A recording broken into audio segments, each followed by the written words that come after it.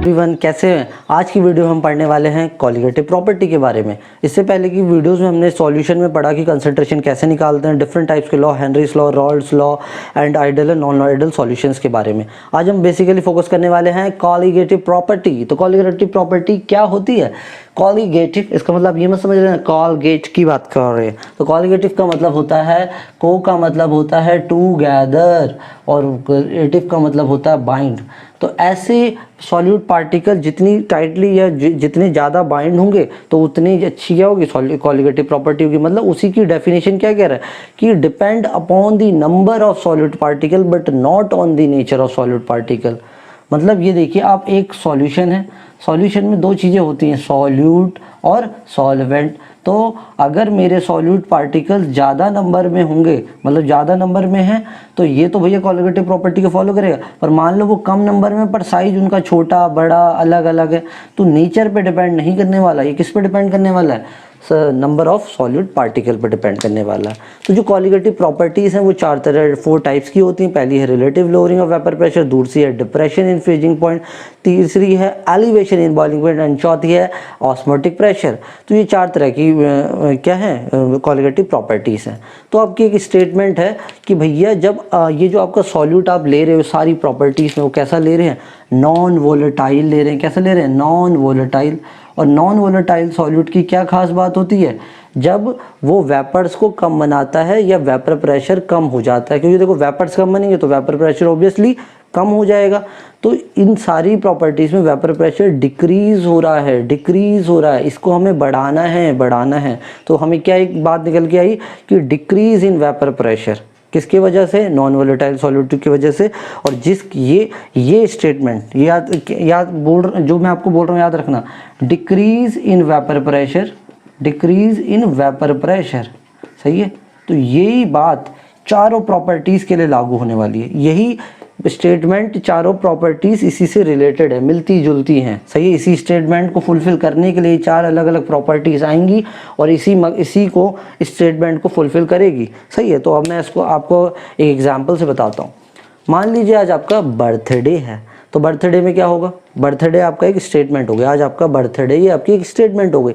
तो क्या होगा? आपके भैया आज शाम को बर्थडे केक कटेगा, बहुत सारे फ्रेंड्स आएंगे, गिफ्ट्स मिलेंगे, कॉल्स आएंगी फ्रेंड्स की, फिर रिलेटिव्स की, न्यू ड्रेस पहनोगे। तो बर्थडे आपकी एक अलग बात हो गई और जो प्रॉपर्टीज़ क्या हैं ये अलग अलग। तो वैसे ही डिक्रीज इन प्रेशर तो एक स्टेटमेंट हो गई बर्थडे वाली, को रिलेट कर लो। और ये चार तरह की जो प्रॉपर्टीज़ हैं वो इससे मिलती जुलती हैं। तो आज इसका समझ लो बर्थडे से ये इसकी प्रॉपर्टीज़ हो गई, समझ आया।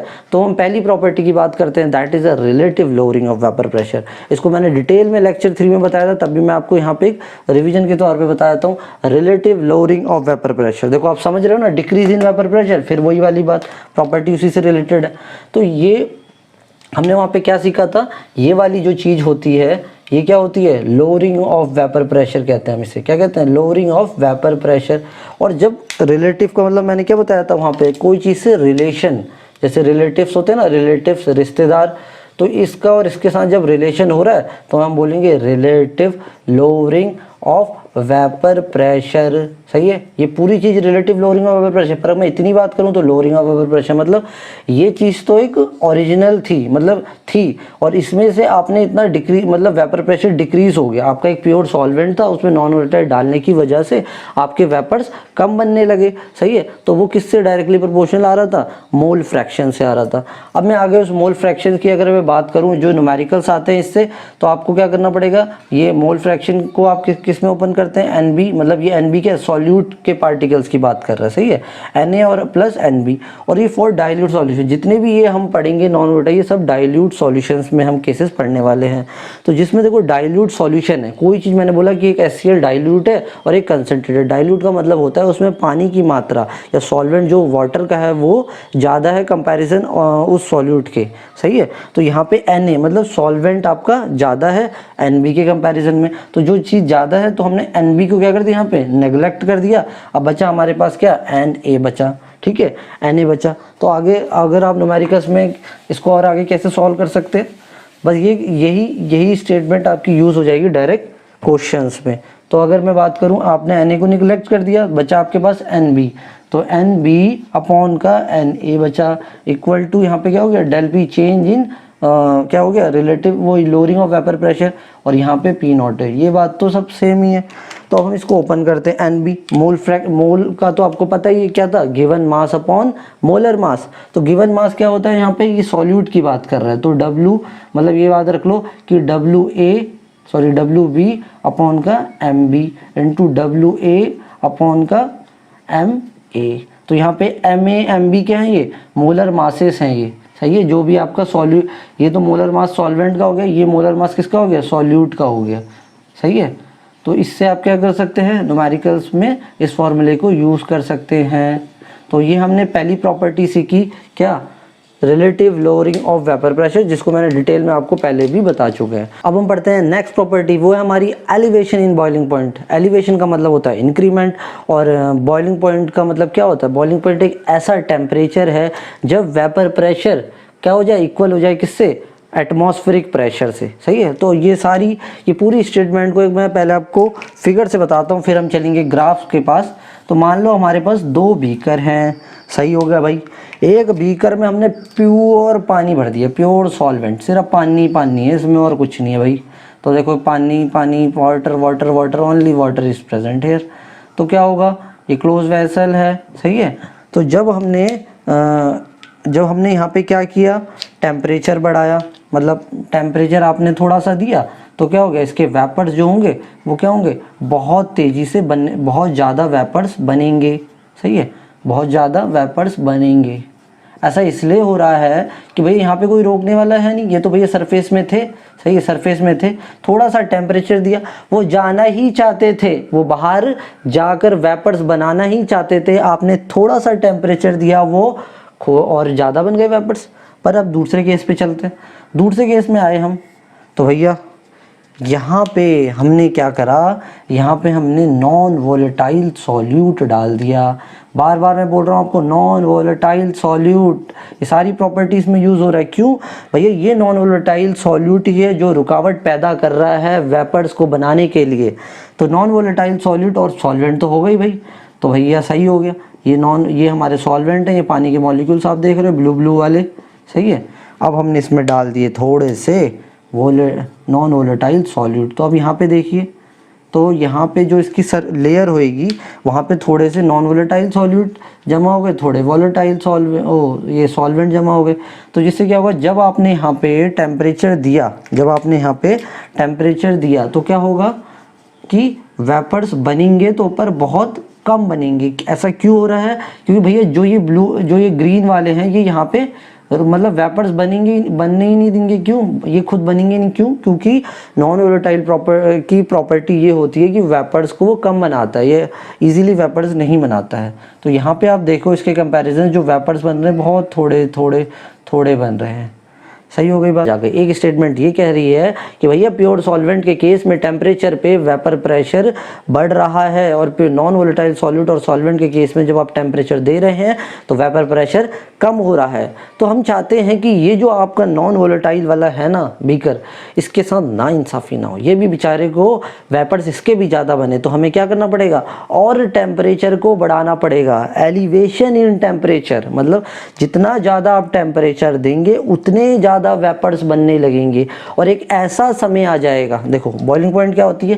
देखो ये जो वेपर्स थे, ये वेपर प्रेशर, और ये इसके बाहर के जो बीकर के बाहर जो आपने कुछ रखी है, उसके बाहर भी तो एक प्रेशर है, दैट इज एटमॉस्फेरिक प्रेशर। जब ये वेपर प्रेशर और एटमॉस्फेरिक प्रेशर आपस में इक्वल हो जाए या थोड़ा सा ज़्यादा हो जाए, तभी मेरा बॉइलिंग पॉइंट क्रिएट होता है, सही है। तो हमने इसकी ख्वाहिश को पूरी करने के लिए हमने क्या करा, इसको भी हमें इसी की तरह बनाना था, इसलिए हमने इसमें थोड़ा सा टेम्परेचर को बढ़ाया ताकि वेपर्स को वो ज़्यादा बना सके। अब मैं यही दोनों स्टेटमेंट को इस ग्राफ पे आते हैं, यही ग्राफ यही बताना चाह रहा है। ये मेरा वेपर प्रेशर है, ये मेरा टेम्परेचर है। बात कर रहा हूँ मैं सॉल्वेंट की, मतलब ये वाले फिगर की। तो सॉल्वेंट में आपने देखा थोड़ा सा ही आपने टेम्परेचर बढ़ाया। देखो यहाँ पे मान लो टेम्परेचर 10 है, 50 है, 100 है, 150 है, ये 200 है, तो 150 मतलब 150 कम है ना 200 के, तो 150 टेम्परेचर देने पे तो सॉल्वेंट ने अपने वेपर्स को बना लिया, जो उसे चाहिए था, मकसद उसने पूरा कर लिया वेपर्स बनाने का।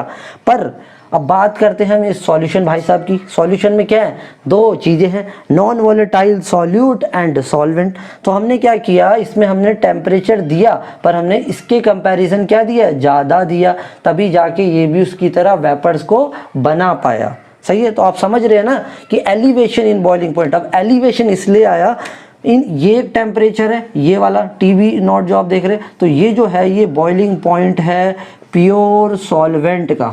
सही है, और जो आपको ये दिख रहा है दूसरा टीबी, ये टीबी का पेशेंट नहीं, ये टीबी यहाँ पे टेम्परेचर को रिप्रेजेंट कर रहा है, that is a boiling point of solution.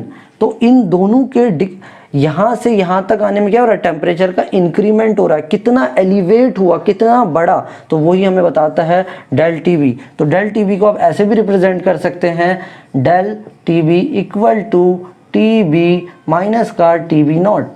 अब इसमें भी कभी कभी कंफ्यूज हो जाते हैं, हम इसको इससे माइनस करें, सिंपल सी बात है ना कि क्या करते हैं, जैसे मैथ्स में क्या होता है, एक हमारे पास नंबर है 150 और होता है 200, हम कहते हैं कि रेंज पता लगाइए इन दोनों के बीच में कितने बीच का डिफरेंस आ रहा है, तो आप क्या करते हैं 200 माइनस का 150 तो आ जाता है आपका 50। समझ आ गई बात, तो वही चीज़ हमने यहाँ पे करी है, तो ये आपको समझ आ गया। अब हम इसी की एक इक्वेशन निकल के आती है और वही इक्वेशन से हमारे पास न्यूमेरिकल्स आते हैं। तो अब देखो ये जो भी आपका टेम्परेचर है, जब आप कोई अपने इस पे बढ़ा रहे हो, इस पे बढ़ा रहे हो, तो क्या हो रहा है, आपने देखा कि यहाँ पे जब टेम्परेचर कम था तो नॉन वोलेटाइल सॉल्यूट इसे रोक रहा था, वेपर्स कम बनाने के लिए सॉल्यूट रोक रहा था। तो हमने क्या करा कि हमें एक बात पता निकल के आई कि टेम्परेचर इस बात पे डिपेंड करता है कि मोलैरिटी पे डिपेंड करता है। अब देखो मैं आपको बता रहा था कि जो टीबी है हमारा किससे प्रोपोर्शनल है, मोलैरिटी से प्रोपोर्शनल है, और वो प्रोपोर्शनल का साइन हटा के के बी इंटू एम, के बी हम बता रहे थे मोलर एलिवेशन कांस्टेंट होता है या हमारा इबुलिस्की कांस्टेंट होता है।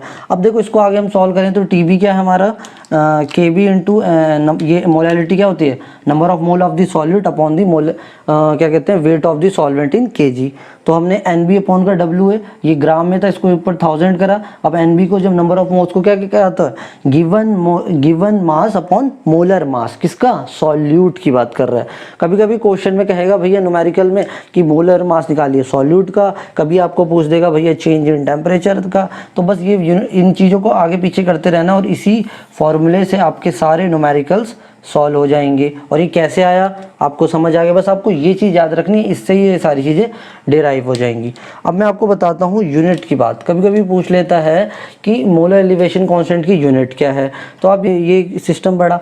अब मैं आपको बताता हूँ इसकी यूनिट निकालना। देखो टी बी इक्वल टू के बी एम, सही है। तो यहाँ पे के बी आप इसको क्या, ये तो आपको पता ही है क्या होता है, टी बी क्या होता है, ये केल्विन में होता है। के बी की अगर मैं बात करूँ, ये तो हमें यूनिट निकालनी है। मोलरिटी की बात करूँ तो ये नंबर ऑफ मोल्स मतलब मोल हो गया, और ये क्या के जी में दिया, सही है। तो अब अगर मैं इसको इधर ले गया तो क्या हो जाएगा, के जी अपॉन का मोल, या आप इसको ऐसे बोल सकते हो kilo K G mole minus is the unit of ebullioscopic constant. ये हमारी depression of freezing point. Depression का मतलब है कोई चीज़ की कमी होना, और फ्रीजिंग पॉइंट क्या होती है, एक ऐसा टेम्परेचर जब वेपर प्रेशर मेरे सब्सटेंस ऑफ लिक्विड का इक्वल हो जाए वेपर प्रेशर किसके, सॉलिड स्टेट का। तो भैया देखो फ्रीजर में आपने रखा वाटर, और वाटर से आपको मिली आइस, और ये इसमें क्या हो रहा है, इस पूरे प्रोसेस में आप ये देखिए कि दो स्टेट्स आई, एक लिक्विड आई और एक सॉलिड स्टेट आई। तो अब क्या, जब ये दोनों स्टेट्स के वेपर प्रेशर आपस में इक्वल हो जाए या थोड़ा सा भी ज़्यादा हो जाए, तब क्या होगा, तब फ्रीजिंग पॉइंट क्रिएट होगा, तब वो फ्रीज हो जाएगी वो चीज़, सही है। तो अब मैं इसको ग्राफ से, हम पहले तो हमें एक ये आप देखो रेड वाली लाइन और एक ब्लू वाली लाइन।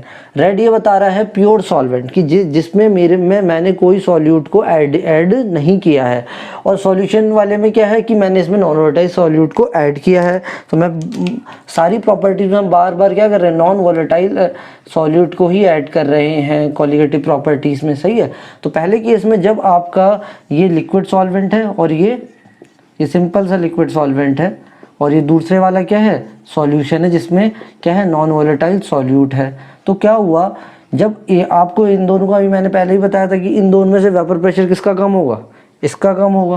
क्यों, क्योंकि इसमें नॉन वोलेटाइल सॉल्यूट क्या है, हमने ऐड किया है, तो आप देख सकते हो दोनों ग्राफ से भी आपको दिख रहा है, ये वेपर प्रेशर और टेम्परेचर के बीच में जब हमने ग्राफ प्लॉट किया तो ये जो ये वाली रेड वाली लाइन है मतलब लिक्विड पूरे प्योर सॉल्वेंट की, उसका वेपर प्रेशर ये देख रहे हो ना, ये वेपर प्रेशर, तो ये वेपर प्रेशर इसका ज़्यादा है कंपैरिजन इसके, तो ये इससे कम आ रहा है, तो इसका वेपर प्रेशर कम है। तो ये लाइन तो आपको समझ आ गई। अब क्या हुआ फ्रोजन सॉल्वेंट, तो क्या हुआ, ये तो अपने भैया ये भी अपने लिक्विड सॉल्वेंट में था और ये अपने एक अलग सॉल्यूशन में था। अब हमें इसे फ्रीज करना था, तो फ्रीज करने में क्या हुआ, जब ये लिक्विड इस सॉल्वेंट, ये जो सॉलिड स्टेट है एक तरीके से, फ्रोजन स्टेट जो आ रही सॉलिड है, तो ये जहाँ पे दोनों मिल रहे हैं एग्जिस्ट कर रहे हैं, तो वहाँ पे जाके क्या होगा, फ्रीजिंग पॉइंट क्रिएट होगा। ऐसे ही आप देख सकते हैं सॉल्यूशन वाले में भी ये होगा, जहाँ पे फ्रोजन सॉल्वेंट से मिलेगा वहाँ पे फ्रीजिंग पॉइंट क्रिएट होगा। अब मैं बात करूँ टेम्परेचर की, अगर आपका प्योर सॉल्वेंट है तो आपने नॉर्मली टेम्परेचर दिया, वेपर प्रेशर उसका ज़्यादा हुआ और उसने अपने फ्रोजन सॉल्वेंट में कन्वर्ट हो गया।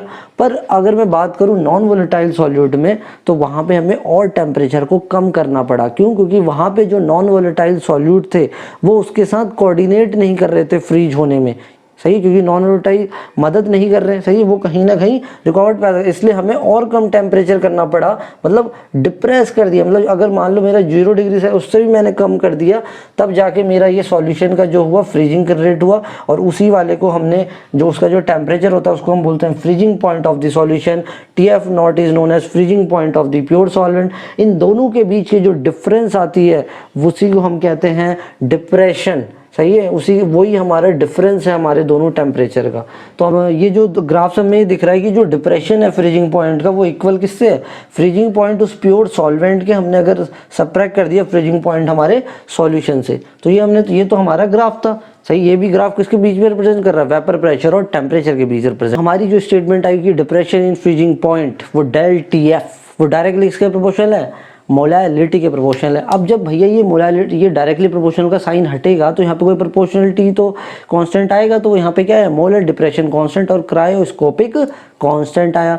अब इसको न्यूमेरिकल्स में कैसे आ सकते हैं, मोलर मास के रिस्पेक्ट में आते हैं क्वेश्चंस, तो हमने क्या करा, इसी को ओपन किया है। मोलैलिटी क्या होती है, number of moles of the solid upon कि उसका वेट ऑफ द सॉल्वेंट, 1000 की बात कर रहा है, तो हमने इसको ओपन करके ये सारी चीज़ें आ गई। तो ये इससे आप डिप्रेशन इन क्या फ्रीजिंग पॉइंट भी निकाल सकते हैं, molar mass of the solid भी निकाल सकते हैं। अब मुझसे किसी ने पूछा हुआ ये क्रायोस्कोपिक कांस्टेंट की ऐसे यूनिट बता दीजिए, तो यूनिट क्या होगी भैया, TF तो क्या होता है, केल्विन में होता है। अब KF ऐसी रहने दीजिए, ये जो आप देख रहे हैं M मोलैरिटी की क्या होती है, आपने अभी यहाँ पे देखा मोल्स और अपॉन क्या है kg के।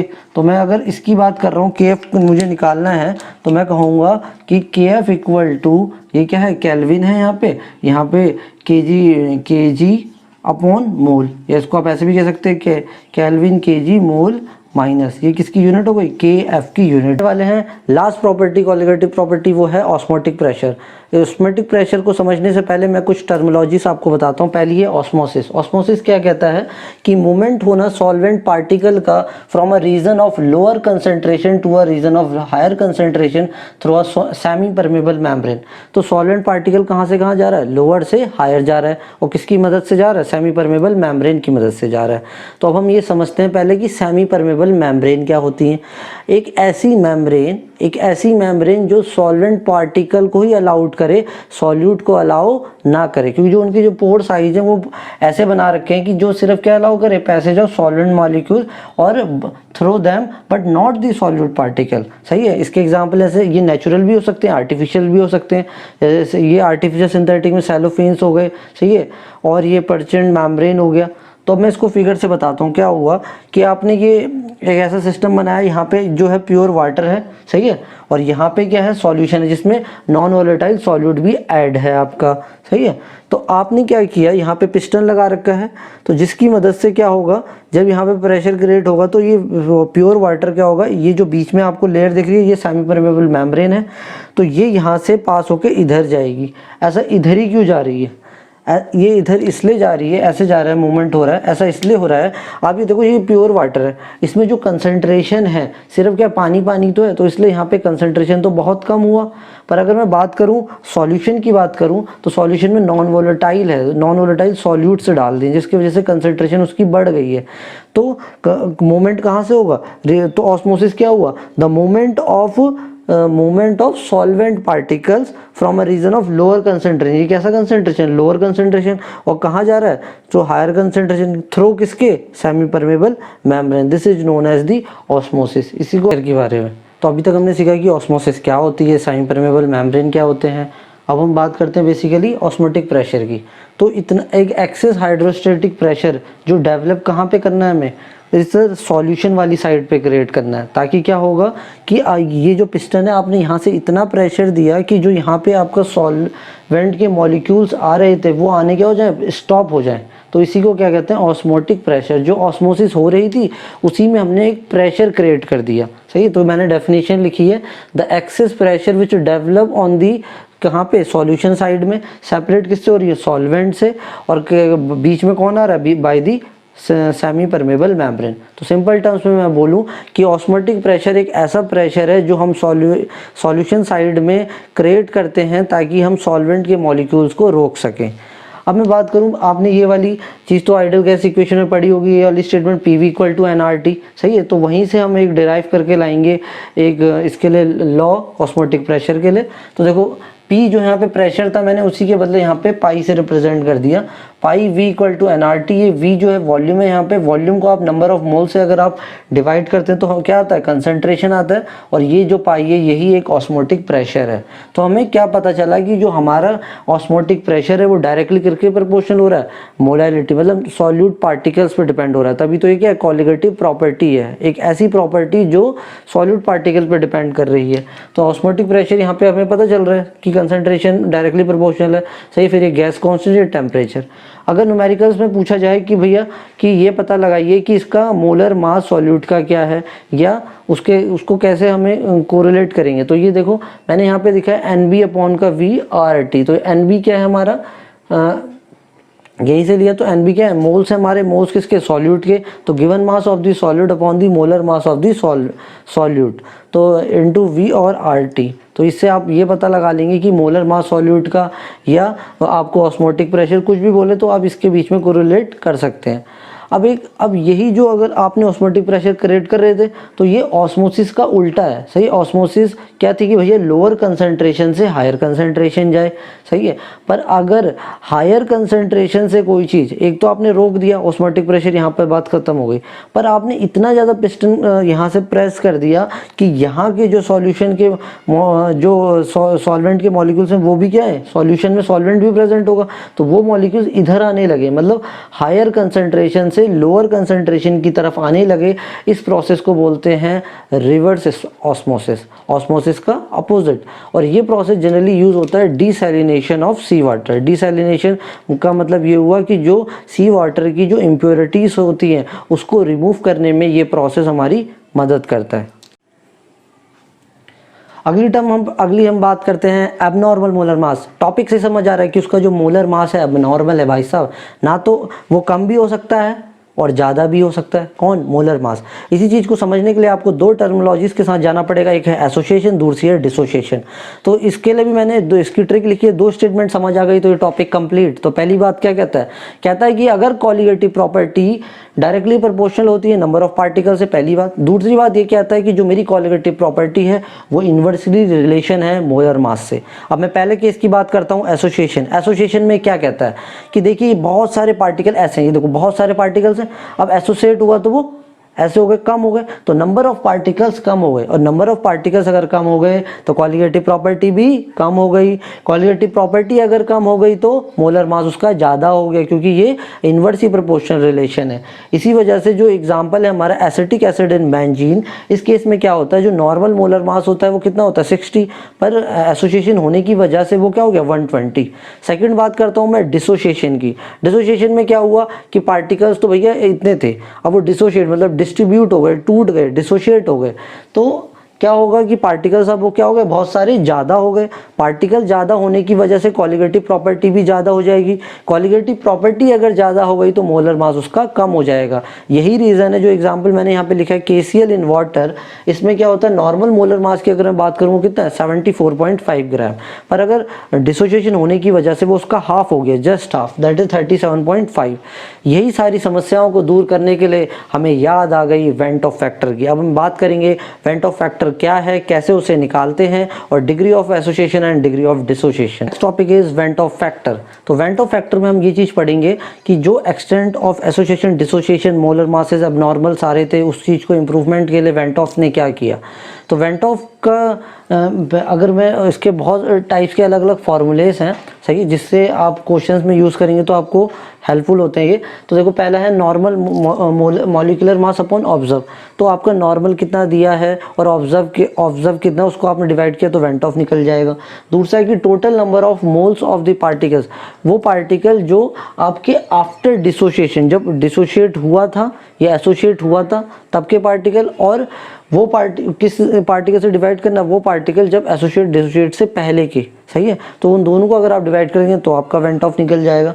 और तीसरा मेथड है कि ऑब्जर्व कॉलिगेटिव प्रॉपर्टी जो आपको दिख रही है उसके डिवाइड कर दो किससे, जो भी ऑब्जर्व कॉलिगेटिव प्रॉपर्टी के जो एक वैल्यू आई है उसको आप डिवाइड कर दीजिए कैलकुलेटेड कॉलिगेटिव प्रॉपर्टी से। तो ये कुछ 3 फॉर्मूलेस हैं जिससे आप वेंट ऑफ की अलग अलग वैल्यूज़ को निकाल सकते हैं। तो कभी अभी एमसीक्यू क्वेश्चंस में अगर आपको सिंपल सी कोई चीज़ है तो आप इससे भी हेल्पफुल है ये टेबल।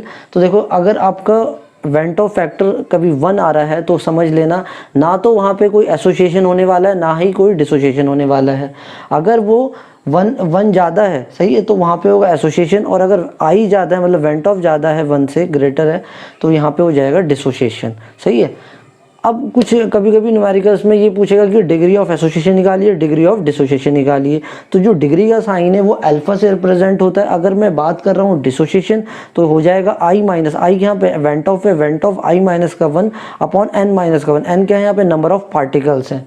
अगर मैं डिसोसिएशन की बात करूँ सेम यही दोनों फॉर्मूले, बस इसमें ये क्या कर दिया, ये नंबर ऑफ पार्टिकल को 1 अपॉन एन कर दिया, बस और कुछ नहीं करा है, और फॉर्मूला सेम है, वही डिग्री ऑफ एसोसिएशन का फॉर्मूला हो जाएगा। अब हम एक में क्विक रिवीजन के लिए हमने अभी ये पढ़ो कि हमने जो 4 तरह की कॉलिगेटिव प्रॉपर्टी पढ़ी थी। पहली क्या थी, relative lowering of vapour pressure. वो क्या था भैया कि पी नॉट ए माइनस का पी अपॉन का P equal to n B upon का ए, सही है। फिर ऐसी दूर से हमने पढ़ी थी डिप्रेशन इन फ्रीजिंग पॉइंट, फिर एलिवेशन इन बॉइलिंग पॉइंट और ऑस्मोटिक प्रेशर। ये 4 तरह की थी, सही है। तो इन्हीं कॉलिगेटिव प्रॉपर्टीज में हमने क्या किया, वेंट ऑफ को बस आगे से मल्टीप्लाई कर दिया और ये क्या बन गई, modified form of the colligative property.